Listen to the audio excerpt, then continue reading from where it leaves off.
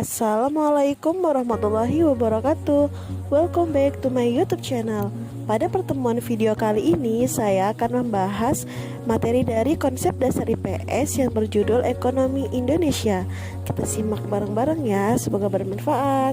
Pembahasan yang pertama ialah pengertian ekonomi. Dalam Kamus Besar Bahasa Indonesia, istilah ekonomi berasal dari bahasa Yunani kuno, yaitu oikos yang berarti rumah tangga dan nomos yang berarti kebiasaan atau hukum, di mana gabungan kedua kata tersebut dapat diterjemahkan sebagai aturan atau kebiasaan dalam rumah tangga.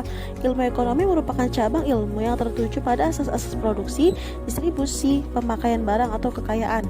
Kekayaan yang dimaksud adalah termasuk uang, perdagangan atau segala perindustrian, juga hal-hal yang berkaitan dengan pemanfaatan uang, tenaga, waktu, dan sebagainya. Semenjak kemerdekaan Indonesia diproklamirkan, maka semenjak itu pula Indonesia menyatakan sebagai bangsa yang merdeka, berdaulat, dan mandiri. Pembahasan yang kedua ialah produksi dalam ekonomi Indonesia. Produksi dalam ekonomi Indonesia adalah suatu kegiatan jual beli yang melibatkan para pelaku ekonomi, yaitu produsen dan konsumen. Produsen dengan tugasnya menghasilkan produk atau jasa, dan konsumen sebagai yang membutuhkan produk dan jasa dari sebuah produsen, membuat kedua pelaku ekonomi tersebut memiliki keterkaitan yang mutlak. Adapun teori produksi adalah suatu proses di mana barang atau jasa yang disebut masukan input diubah menjadi barang-barang atau jasa-jasa yang disebut hasil, yaitu output. Sasaran dari teori produksi adalah untuk menentukan tingkat produksi yang optimal dengan sumber daya yang ada. Teori produksi ada dua macam. Yang pertama ialah teori produksi jangka panjang, yaitu apabila seorang produsen menggunakan faktor produksi, maka ada yang bersifat variabel dan ada yang bersifat tetap. Yang teori yang kedua ialah produksi jangka pendek, apabila semua input yang digunakan adalah input variabel dan tidak terdapat input tetap, sehingga dapat diasumsikan bahwa ada dua jenis faktor produksi, yaitu tenaga kerja dan modal. Pembahasan selanjutnya ialah fungsi produksi. Fungsi produksi adalah suatu persamaan yang menunjukkan jumlah maksimum hasil output yang dihasilkan dengan kombinasi masukan input tertentu. Fungsi produksi menunjukkan sifat hubungan di antara input dan output yang dihasilkan. Fungsi produksi menunjukkan berapa banyak jumlah maksimum output yang dapat diproduksi apabila sejumlah input tertentu dipergunakan di dalam proses produksi. Hubungan antara faktor-faktor produksi. Fungsi produksi menghubungkan input dengan output dan menentukan tingkat output optimal yang bisa diproduksi dengan sejumlah input tertentu atau sebaliknya. Fungsi produksi ditentukan oleh tingkat teknologi yang digunakan dalam proses produksi. Karena itu, hubungan input dan output untuk suatu sistem produksi merupakan suatu fungsi dari bahan baku, tenaga kerja, peralatan, teknologi, dan lain-lain yang digunakan oleh suatu perusahaan. Pembahasan selanjutnya ialah modal atau kapital. Modal kapital adalah uang yang digunakan untuk mengelola dan membiayai dalam kegiatan produksi setiap bulan atau per hari, di mana di dalamnya terdapat ongkos untuk pembelian sumber-sumber produksi yang digunakan untuk memproduksi suatu output tertentu dan untuk menggunakan input yang sudah tersedia. Modal juga akan digunakan sebagai biaya dalam pembelian suatu sumber-sumber produksi yang dikatakan sebagai biaya usaha. Dan adapun tenaga kerja atau labor. Tenaga kerja atau labor dalam suatu kegiatan produksi apapun, peran tenaga kerja sangat diperlukan sebagai suatu alat penggerak. Jumlah tenaga kerja yang dibutuhkan harus sesuai dengan pendapatan dari usaha kegiatan produksi. Semakin tinggi hasil produksinya, maka akan semakin besar pula tenaga kerja yang dibutuhkan agar kegiatan produksi terus bekerja secara efektif. Materi selanjutnya ialah konsumsi dalam ekonomi Indonesia. Pertumbuhan ekonomi merupakan masalah perekonomian suatu negara dalam jangka panjang menuju keadaan yang lebih baik selama periode tertentu, dan dapat dikaitkan juga sebagai keadaan kenaikan kapasitas produksi suatu perekonomian yang diwujudkan dalam bentuk kenaikan pendapatan nasional. Adanya pertumbuhan ekonomi merupakan indikasi keberhasilan pembangunan ekonomi. Dalam analisis makro, pertumbuhan ekonomi yang dicapai oleh suatu negara diukur dari perimbangan pendapatan nasional real yang dicapai suatu negara. Pada kenyataannya, pertumbuhan ekonomi dan pendapatan yang masih relatif rendah tersebut ditopang oleh konsumsi masyarakat. Adapun peranan konsumsi dalam perekonomian Indonesia dan kaitannya dengan ekonomi Islam. Yang pertama ialah konsumsi menurut ekonomi konvensional. Tujuan konsumsi dalam teori ekonomi konvensional adalah mencari kepuasan utility tertinggi. Penentuan barang atau jasa untuk dikonsumsi didasarkan pada kriteria tingkat kepuasan tersebut. Tingkat konsumsi seorang konsumen hanya ditentukan oleh kemampuan anggarannya. Yang kedua ialah konsumsi menurut ekonomi Islam. Perilaku konsumsi konvensional seperti tersebut di atas tidak dapat diterima begitu saja dengan sistem ekonomi Islam. Ada berbagai aturan yang harus dipatuhi oleh umat Islam dalam melakukan kegiatan konsumsi. Dalam ekonomi Islam, konsumsi harus disaring dan memenuhi beberapa prinsip.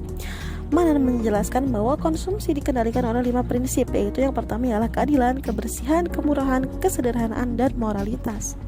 Muhammad pada tahun 2004 mengemukakan berbagai etika konsumsi yang harus diperhatikan sebagai berikut. Yang pertama ialah tauhid, unity atau kesatuan. Tujuan akhir dari Islam adalah menjaga hubungan dengan Allah secara baik dan mencapai ridhonya. Yang kedua ialah adil, equilibrium atau keadilan, memberikan kepada setiap individu yang berhak menerima dan memelihara hak tersebut. Yang ketiga ialah free will atau kehendak kebebasan. Kebebasan manusia tidak terlepas dari kode dan kodar yang merupakan hukum sebab akibat yang didasarkan kepada pengetahuan dan kehendak Tuhan. Yang keempat ialah amanah, responsibility atau pertanggungjawaban. Dalam kebebasan melakukan konsumsi, maka kegiatan konsumsi harus sesuai aturan Tuhan yang merujuk kepada dasar halalan, thayyiban, dan sederhana. Yang keempat ialah halal. Kehalalan dari suatu barang konsumsi merupakan antisipasi dari adanya keburukan yang ditimbulkan oleh barang tersebut. Dan yang terakhir ialah kesederhanaan, yang artinya menempuh jalan tengah dalam berkonsumsi, yaitu tidak boros tapi tidak pula kikir. Kemudian ada faktor yang mempengaruhi konsumsi ke ekonomi Indonesia. Ada beberapa faktor yang mempengaruhi konsumsi, diantaranya Keynes menyatakan bahwa konsumsi dipengaruhi oleh pendapatan disposable. Pendapatan disposable adalah pendapatan setelah dikurangi pajak dan merupakan pendapatan yang siap dibelanjakan. Pendapatan disposable yang digunakan untuk menabung merupakan pendapatan yang tersisa karena tidak habis digunakan untuk konsumsi. Secara tidak langsung, tabungan masyarakat ditentukan oleh besarnya pendapatan dan juga besarnya konsumsi. Selain itu, tabungan ini juga ditentukan oleh tingkat suku bangsa. Pengaruh konsumsi terhadap ekonomi Indonesia secara parsial, konsumsi memiliki pengaruh signifikan dan positif terhadap pertumbuhan ekonomi di Indonesia. Terdapatnya pengaruh yang signifikan dan positif antara konsumsi terhadap pertumbuhan ekonomi mengindikasikan bahwa pertumbuhan ekonomi di Indonesia ditentukan oleh konsumsi. Apabila konsumsi mengalami peningkatan, maka pertumbuhan ekonomi juga akan mengalami peningkatan. Hal ini dikarenakan terjadinya peningkatan konsumsi berarti telah terjadi peningkatan permintaan terhadap barang dan jasa. Terjadinya peningkatan permintaan terhadap barang dan jasa akan memaksa perekonomian untuk meningkatkan produksi barang dan jasa. Pembahasan yang terakhir ialah tujuan dan fungsi pengambilan keputusan. Tujuan pengambilan keputusan dapat dibedakan menjadi dua, yaitu yang pertama ialah bersifat tunggal. Terjadi jika keputusan yang dihasilkan hanya menyangkut suatu masalah saja, dalam artian bahwa sekali diputuskan maka tidak ada kaitannya dengan masalah lain. Yang kedua ialah bersifat ganda.